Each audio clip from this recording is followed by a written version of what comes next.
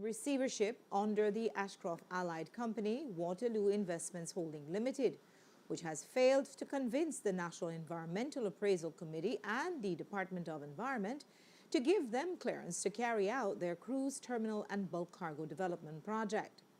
Last night you heard the Prime Minister make the case that the status quo cannot continue at the port and that if there is no cruise terminal project, the bulk cargo facilities must be improved.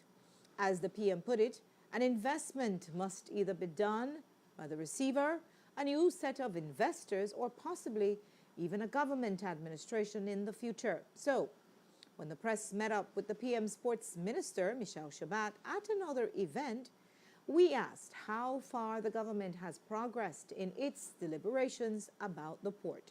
Here's that very short conversation. The PM suggested that a bulk cargo upgrade at the port is a priority and that the receivership could be standing in the way of this. Is there any idea of what government will do about this in the new year? Well, you know that we are the regulators of all ports in this country, and we have an interest to make sure that the economy of this country continues to roll. It is no secret that the port has been having some significant problems with their warehousing, stevedoring, and so on. And so as a government, we have a national interest to make sure that it is operating at its optimal best.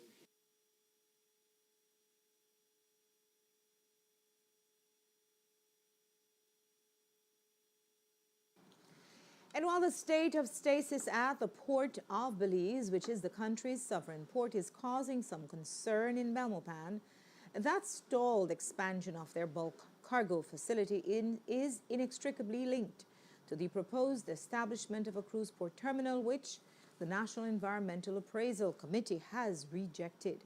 As we told you last night, the developers have appealed the refusal in a lengthy 10-page notice of appeal. It is now a live matter for the minister to appoint a tribunal, but it also has far-reaching political implications, which makes it also a matter for cabinet consideration. Today, the minister with responsibility for ports refused to discuss it. Sir, has Cabinet discussed the implications of the appeal filed by Waterloo against the NIAC's refusal of their PBL development proposal? I cannot discuss what happens in Cabinet. So I'd ask you, where does their appeal factor into government's plan to remove the Port of Belize out of its extended receivership? No. All right. In the notice of appeal, Attorney Godfrey Smith writes for Waterloo Investment Holdings Limited, saying that the Department of the Environment's decision to accept NIAC's recommendation not to grant environmental clearance to the project is fundamentally unfair and tainted by bad faith because, quote, another port developer, Port of Magical Belize, was held to a much lower standard, while unfairly requiring a higher double standard from Waterloo. In its appeal, Waterloo is asking government to make an order reversing the decision of the Department of the Environment to accept the recommendation of NIAC.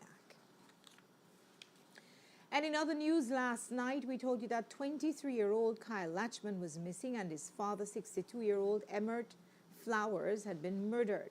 Police are certain the two events are related. Latchman has been missing since Monday afternoon, and his family believes that someone has abducted him or worse, killed him too.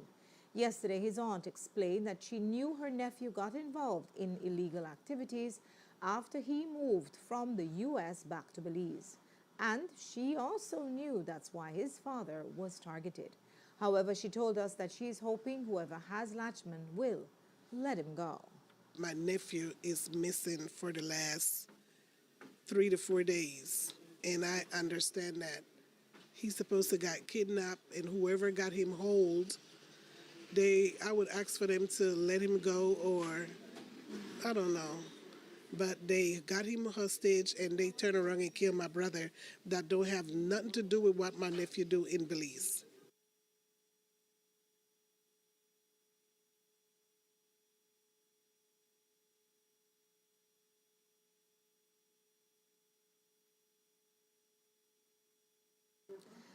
Police tell us that there are reports that Latchman has gone to the U.S. because a notorious figure in the city was seeking to kill him.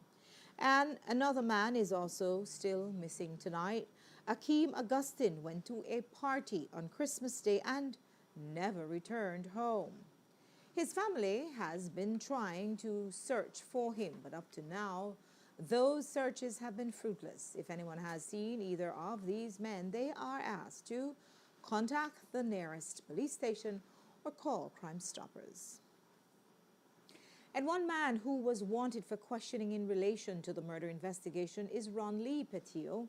Sources tell us he is about to be slapped with rape and aggravated assault charges while he remains in police custody for questioning in regards to his alleged involvement in the killing of Emmert Flowers. And this isn't Petio's first run-in with the law. Far from it. In 2006, he walked from a murder charge, and in 2012, he was acquitted of another that occurred in 2009 while still on remand for a third murder charge that had taken place in 2011.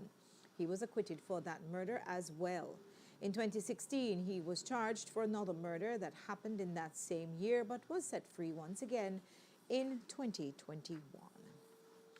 After the break, the PUC had many criticism for BEL. Tonight, the company's chairman battles back. Plus, you'll see a 7 News investigation into contracts for friends at City Hall. Don't go away.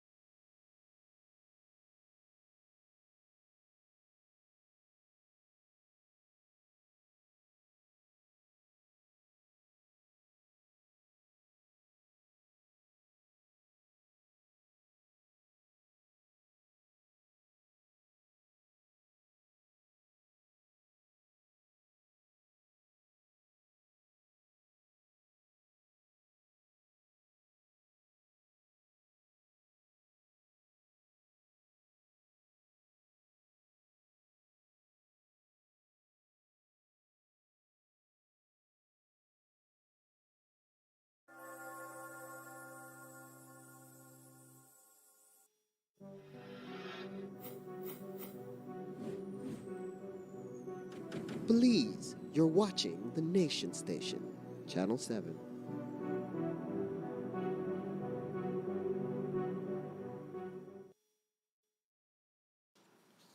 Police are looking into a chilling video that was captured on WhatsApp. It shows a group of young men who are said to be gang affiliated toying with a loaded handgun that carries an extended clip with what seems to be live rounds. So far, police say they are trying to find out who the young men are so they can bring charges. Last night, we told you how the Public Utilities Commission had rejected a request from Belize Electricity Limited to amend the decision on the 2022 annual review proceedings on electricity rates. BEL was attempting to point out to the regulator that the cost of power for the period July 1st, 2021 to December 31st, 2022 was higher than was provided for in the approved tariffs. As a result, BEL argued that consumers benefited from electricity rates that were lower than the actual cost of power. As a result, the electricity company asserts that it will have to absorb the differences of a little less than $28.5 million, accumulated from July 2021 to the end of December 2022. Additionally, the company was forecasting, if the status quo were maintained, that it would have to absorb another $14.7 million in the short term from January to June of 2023 due to artificially low rates. But BEL was not requesting that the rates increase per se. Instead, they hoped that this sum of $28.5 million and the additional $14.7 million would be added to the running regulatory balance that the Belizean public would have to pay back in the future. The PUC has reviewed BEL's figures and calculations, and the regulators have come to a different conclusion. Moreover, the regulators say that BEL made critical omissions about its operational expenses.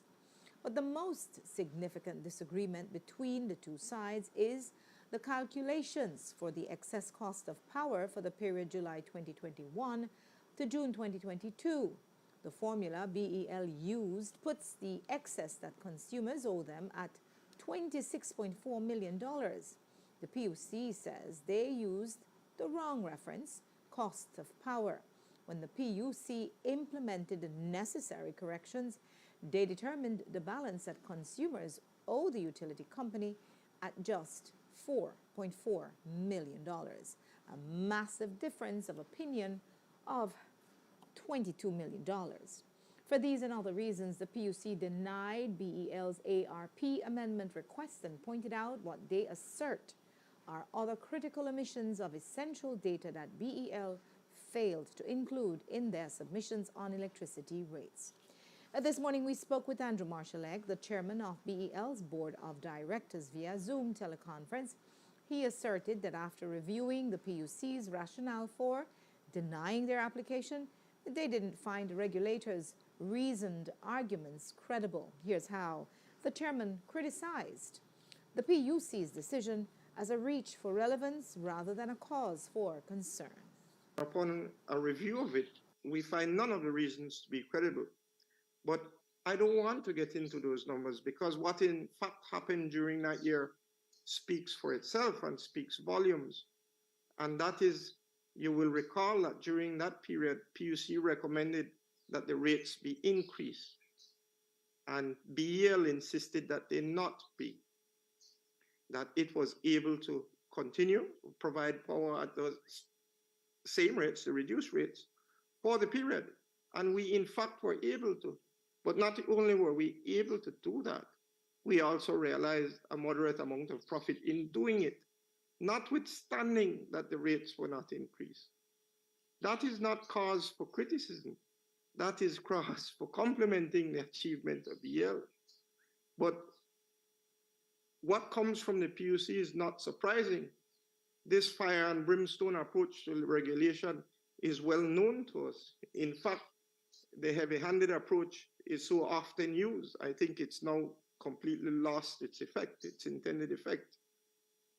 We see it more as a reach for relevance than it is a cause for concern.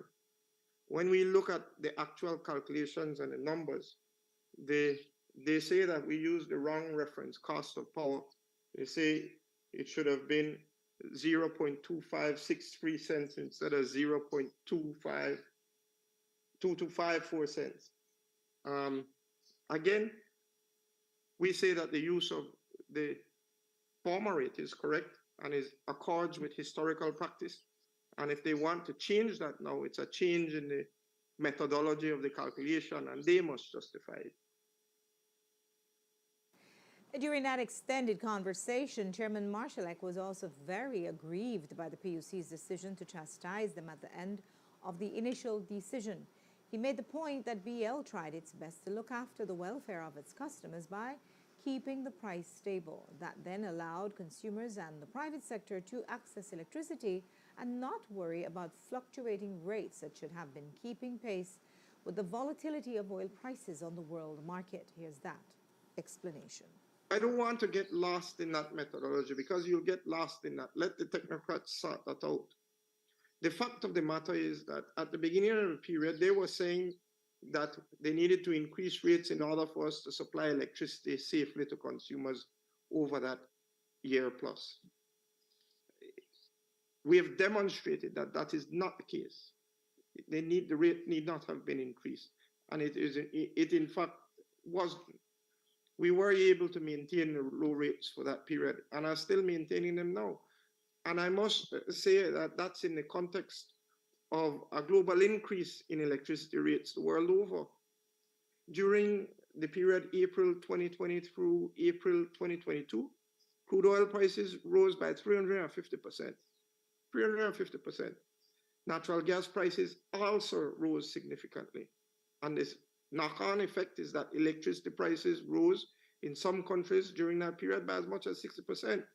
Even in the US, which is a low-cost country, it rose by some 8%. In Belize, you know what happened?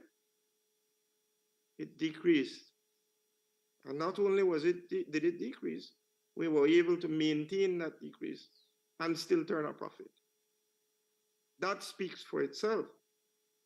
And questioning dispatch and questioning methods of calculations to see the extent to which that accomplishment met or passed the expected marks based on projection, and neither here nor there, because it was accomplished, and it was accomplished in fine style. So I think that is what is being missed here. But what I don't appreciate, or what I have difficulty appreciating, is this fire and brimstone and accusatory end of the world approach, as if everything is crumbling around BL and the PUC must come to save us. That is the message that I'm trying to counter, in that it's not crumbling, it's being handled very professionally and very efficiently, and actually should be commended. And focusing in on what has been raised there seeks to undermine or negate the true impact of the effort that was required to realize what Belizeans in fact enjoyed during that time, which is low electricity rates, when the rest of the world faced ever increasing rates.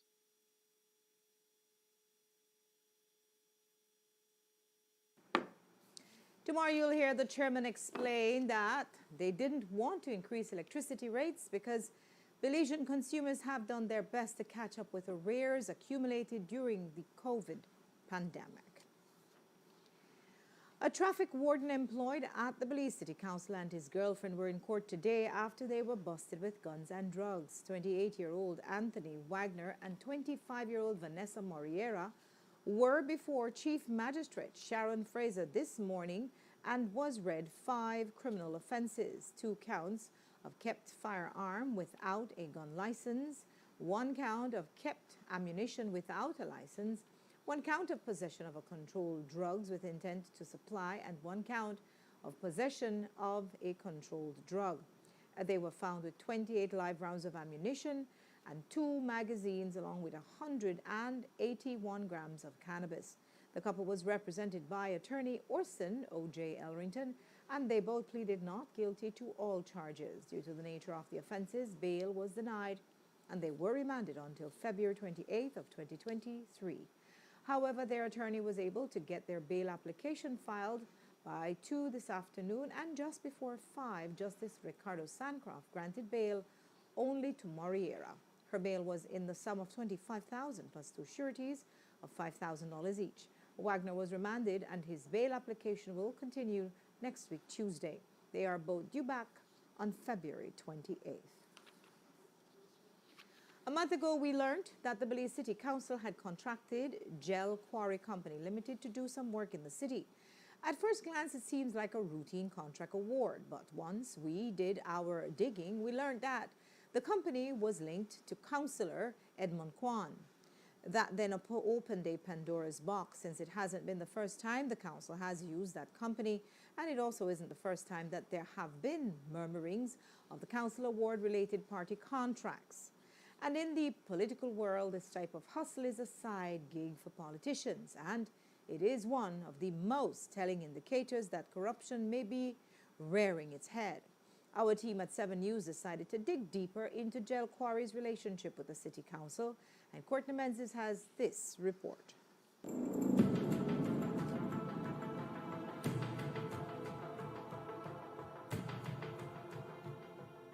In May of this year, the Belize City Council had plans to expand the Eternal Garden Cemetery, located at Mile 13 on the George Price Highway. Reports are that they had initially considered awarding the contract to Catus Trucking Services, a company owned by relatives of Councillor Kaya Catus.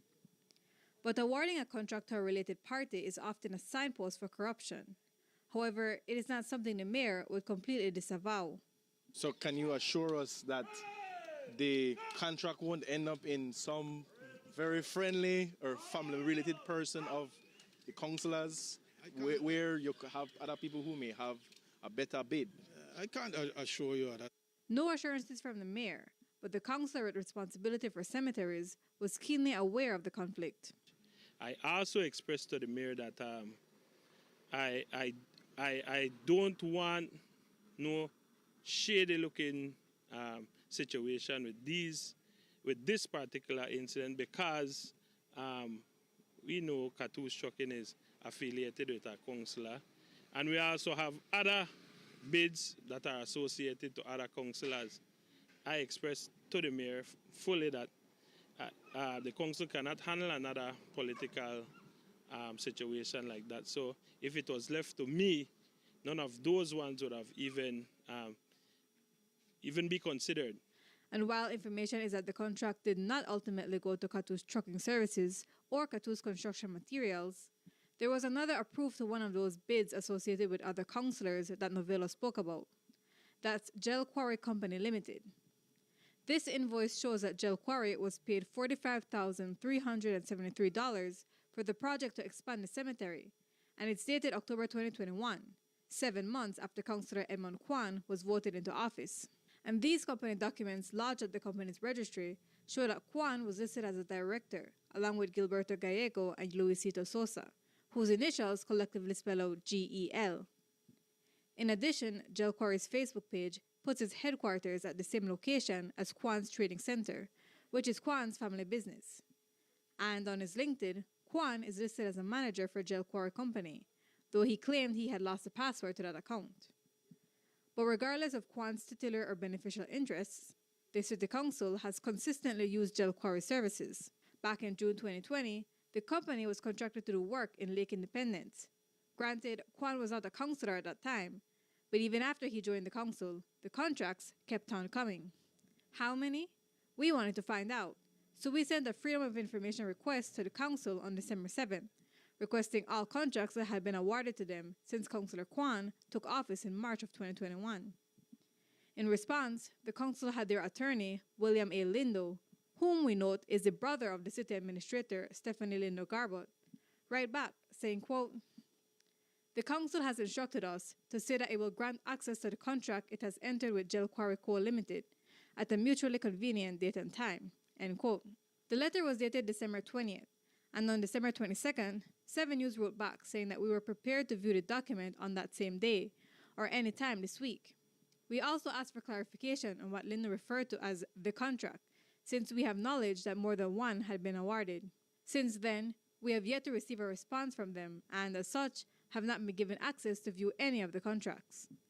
But through our sources, 7 News has obtained documents which show at least 2 contracts awarded since October of last year, including the $45,000 contract to expand the cemetery. The second contract was awarded more recently, $1.2 million to upgrade the Lake Eye area. It's a glaring conflict of interest that the council has approved, but according to Mayor Wagner, he is blissfully unaware of any relations between Kwan and Gel Quarry. I have no knowledge that Councillor Kwan is a shareholder. You will have to show me that. To the best of my knowledge, Gel Quarry and Councillor Kwan has no relationship. But while Kwan's role in the company is no secret, the mayor says he told the council that he had no interest in the company. And Kwan himself also told the media that he had given up his shares earlier this year, though he gave no exact date. And since access to the company's registry has now been closed to the press, we may never know if Kwan has indeed surrendered shareholdings and beneficial ownership. Courtney Menzies, 7 News. We will continue to await a response on when we will be permitted to view the contracts from either the council or their attorney. Presently, the 2-week period during which documents should be made available has expired. 2022 started with the promise of a completely legal and above-board Belizean marijuana industry. But that industry, supported and to an extent spearheaded by Minister of New Growth Industries, Karim Musa, came upon challenge after challenge. First, there was the challenge from the churches led by Pastor Louis Wade, who called for a referendum condemning the fallen state that legalized marijuana would bring on Belize. Then there was the challenge from the banks, who made it clear that financing for the marijuana industry would not come at their hands.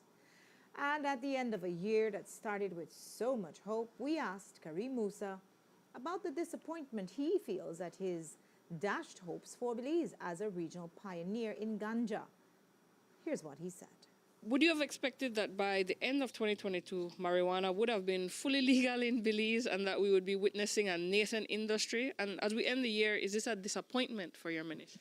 It's funny because I was just watching a documentary on YouTube last night with Thailand. Who would have thought that Thailand would ever have gone, they're such a conservative society, to have gone all in, and now they're actually the leaders in cannabis. I think there are several regrets. One is that we've failed to recognize that cannabis is a part of daily life in Belize.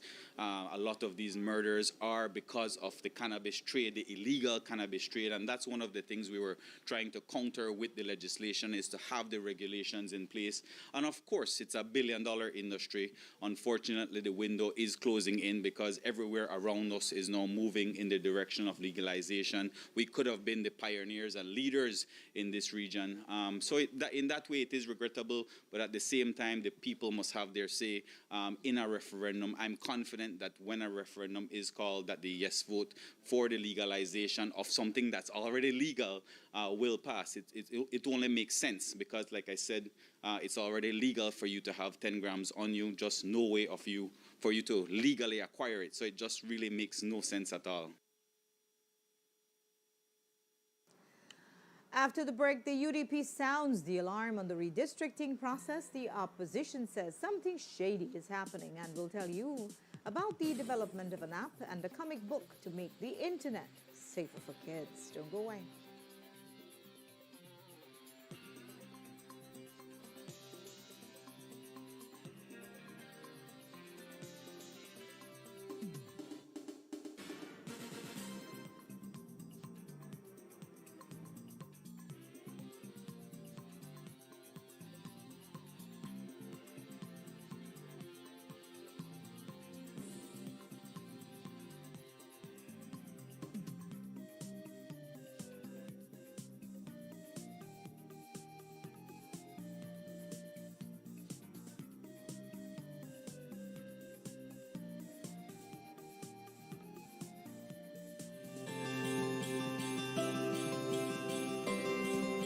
During this festive season and through the new year, may your homes be filled with peace, joy, and love. We know it's been an incredibly challenging year. This new year, we wish you brighter and prosperous days. Happy holidays. As we approach the end of 2021, we at Atlantic Bank express our heartfelt thank you for your continued support and loyalty. We wish you and your family a happy and blessed holiday season. Happiness and prosperity are our prayers for you this Christmas season. May you end the year with a smile and start the new year with hope. Merry Christmas. From our ACL family to yours, have a Merry Christmas and a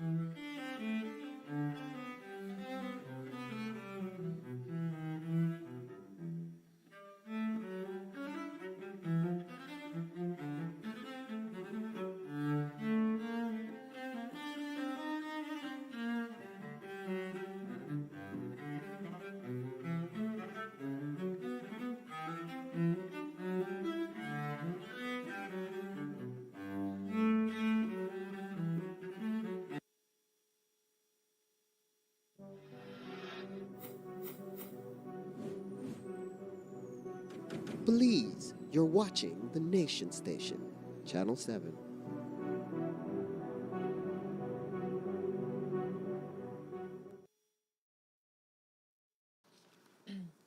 It's the most profoundly impactful exercise that's going to affect Belize's electoral process, and tonight the UDP is sounding the alarm about redistricting.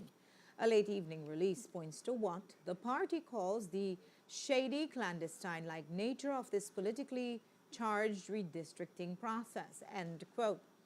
The release says that the Elections and Boundaries Commission has not met for more than 6 months. It adds that the redistricting task force has requested and been granted 2 months extensions on deadlines for delivery of a draft report to the Elections and Boundaries Commission. During this exercise, no meeting of the commission, which is supposed to be the overseeing body, has been held. With that, the UDP concludes that the redistricting exercise amounts to not much more than, quote, a blatant attempt at gerrymandering. We note that with a planned reduction in the number of seats in the city, which is the UDP's stronghold, the opposition stands to be seriously affected. Currently, 4 of the UDP's 5 seats are in the city. The Ministry of Public Utilities today held an award ceremony for a joint initiative on a cyber safety competition. That competition awarded the best cybersecurity app and comic strip, both developed by youths. The ceremony, also attended by Minister of National Security Karim Musa, was held to deliver prizes such as tablets, laptops, and headphones, but also to serve to offer support and encouragement for a new generation of Belizean cyber security professionals. Here's a look at the prize winners and words from both ministers on how this competing supports Belize's national digital agenda. This is part of the Cyber Security Week. We hosted a competition for kids between the ages of 15 to 19 to submit an app dealing with the whole issue of cybersecurity and data protection, and also for the kids between 9 to 14 to submit a comic strip on the same topic. And today we had the awardees. We had 4 submissions for the apps, and the kids from Belize High School won that competition. And we had 6 submissions for the comic strip. And as you saw, we had a first, second, and third place winner for that today. You know, this is critical for us because part of our national agenda is bringing the country to this digitalization stage. And as you know, the online platform has so many benefits, but it also has its dangers. And so it is important for us as a government to start teaching our kids from a very early age the importance of cybersecurity, how to secure your data, and so forth. So this is all part of the National Digital Agenda plan that we have. It's an obvious move pushing kids into the digital space, but why the consideration for the arts as well? Because it is part of learning, this part of creativity, and you know, kids at all ages have they have a lot of talent, and we felt that this is important to bring in all of those aspects into it, and hence you see the comic strip was an important part of that. As you know, we now live in the metaverse, which is, and a lot of these young people that are here today that contributed the comic strips, that contributed to the creation of the app, they're the ones who are trafficking and using this highway. And so we have to make sure that we're arming them and we're equipping them with the tools to fight cyberbullying. And also the police has a critical role to play, which is why we have our cybercrime unit over at the police headquarters, a unit dedicated solely to this type of crime. And so we look forward to partnering not just with UNICEF, but with UNDP and other agencies to enhance our cybercrime unit. And I have to say that just in the past year, I think we've had 2 convictions, one in San Ignacio, I'm sure, for cyberbullying. And so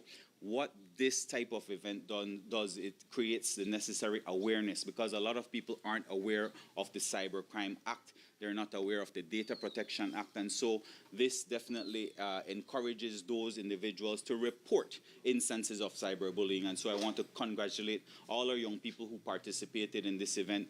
And certainly we're very, very proud of them. The students who won first, second, and third place, respectively, in the comic strip competition are Imber Cantun, Maya Sankar, and Edlin Cantun. The winners in the app design competition were first place Godfrey Sosa, Second place, Alex Ack, and third place, Atia Richards. It's been a crazy couple of days for Southwest Airlines after winter storms in the U.S. caused havoc on their point-to-point system of flight transfers. That system, while designed to make flights cheaper, has experienced a domino effect disaster with one cancellation after the other. Tonight, one of those cancellations has thrown a wrench into the ultimate travel plan and now ruined a destination wedding in Belize after bride Katie Demko was told nothing could be done to get her to the Belizean beach on time. Here's what she told ABC News. We went to the airport like we were, that our flight was on time. We were getting ready to board. And as we were getting ready to board, the captain came out, gave a speech, and basically told us the flight was canceled. At that point, I had a lot of my family with me. I was in shock. We tried to rebook and there was nothing. Southwest actually booked me on a flight for January 2nd. My wedding is tomorrow, December 30th. So that was past the date of the wedding. There were no flights. There are no flights until January 1st. We've looked at everything that we possibly could, and there are no flights. Southwest Airlines has canceled about 15,700 flights since winter weather started disrupting air travel a week ago. And turning back now to tonight's serving of one of our favorite stories of 2022, we revisit Cherise Halsal's deep dive into the immigration department before the new passport system had been put in place. Well, that's where she met the now infamous Clement Mangar, a man who made no apologies for his daily grind outside the gates of Belmopan's passport office. And in this piece, the second story in what was an investigative report, we take a look back at one of the year's most priceless back and forths. On Friday, we introduced you to this man, Clement Mangar, an immigration agent who doesn't work for the department. So you work at immigration? I don't work at immigration. I work in front of immigration. I'm the PUP boss. Now, sir, to be out here, right, we need to know, you have a trade license to conduct this business? That are the same thing. You don't need a trade license to recommend nobody. And you never need no trade license for you have them waiting in a line either? Well, I never don't need no trade license. That's your constitutional right. You can stand up there for two if you want. And charge people for it? And you could, of course, because you don't come out and bleach for nothing. And as we showed you last week, those activities are well documented. Anybody charge you for your spot in line this morning? Nobody not charged me, but I think I've saw a few who were, doing the charging and selling spots in the line. And while it's certainly a hustle, it's one that some customers have embraced. If someone had attempted to sell you a spot so that you could get here first for $50, $150, or even $200, would you have paid any of those prices? Of course, if my mother have to be calm and then she cannot move or something, I will prefer to pay the $50, and then because nothing is more than that, because my mother cannot be suffer 4, 5, 6 hours for the small things. And with Mangar's shenanigans under the spotlight, it stands to reason that the agents on the outside could be getting help from some agents on the inside. They have people in there that take the people in, and that's what my CEO want to know about. Mr. Milton want to know who is doing that, and that is what is happening, and that has to stop. CEO Middleton and his director, Arzu, didn't shy away from addressing those allegations. We can't really, whatever they do on the outside, as long as my officers are not in collusion with them, and that whatever applications come to us meet the standards for acceptance, that's as far as we go. We have had cases, and I'm sure CEO alluded to this earlier, where when the individual comes to us and make a complaint and is willing to put it in writing, we have acted on those. We have brought those individuals in, the ones that we consider to be responsible, and we have dismissed 2 security. I think CEO only mentioned 1. We have dismissed 2 security recently, and we have dismissed more in the past, because we consider that they can't quite come into the office to do all these arrangements. So they work with the people on the outside. And these people on the outside, they want to use as middlemen and middlewomen, whosoever they are, to come into our office and interact with the officers who are responsible for the processing. This is where we come in now. We try very much to be vigilant. We have dealt with our workers internally that we believe are colluding with those on the outside. Get rid of them. But the human element is very difficult to control. And on Friday, just after our news team left, the ministry, with the help of 3 customers, launched a sting operation and identified another security guard who had been extorting the public. Via text today, CEO Middleton told us that police helped in interrogating the suspect, who will be dealt with via due process. We also know that this morning's line was welcomed in at 4 a.m. instead of the usual 6 a.m., and that the police were there to observe the process to deter the hustlers from selling spaces. But is a long-term solution for the thriving avenues of enterprise at immigration's gates even possible? A long-term solution, one, we have to ensure that the population that is accessing this service here in Bamapan diffuses. That's the first thing. Because I guess that's where the advantage is taken off. If you only have 50 people coming for an application process for an entire day, as ought to be the norm, then you wouldn't have this problem. People can queue up and wait 15, 20 minutes and they get their services taken care of and they leave. So we are hoping that this come October, that this alleviates the issues not only for us, who are the practitioners who have this overwhelming responsibility, but for the Belizean people who spend money and time to come from PG, come from Dangrigan, and wait the entire day. That's the issue. A process that ought to have taken you 20, 30 minutes, you spend the entire day in Bamapan, which is an additional cost. So we're hoping that the go-live date, which we will come back to the media and share that with you, and of course expose our new passports as well, because it's not only the new system that we're building, but we also have a new passport book design. So we will come back to you and share all that information with you. Charisse Halthel, 7 News. The Immigration Office in Belmopan continues to struggle to keep up with the initial passport demand on the new system, but up until now it seems that the activities of agents such as Mr. Manga have been eliminated. For many Belizeans, the Christmas holiday weekend just wasn't long enough. It's a debacle brought on by both holidays, Christmas Day falling on a Sunday and Boxing Day falling on the Monday. Advocates for what they felt should have been a 4-day weekend say that Boxing Day's observance on Tuesday, which they say excuse me, should have also been a holiday. Today, the Minister of Home Affairs explained that it's not a matter of too many holidays, casting the cost of business operations to go up. What the law says is that whenever a holiday falls on a Sunday, the holiday is granted on the Monday. But in this case, Boxing Day was also a holiday that fell on a Monday. And so by law, there was not necessarily the need to have a holiday on the Tuesday. It is only if there wasn't a holiday on the Monday. And I think one could say that 2022 has been a year of many holidays. And so we certainly would have caught the ire of the Chamber of Commerce had we granted a 15th holiday for 2022. But we can make it up, of course, in the new year. Next week, Monday, is a holiday.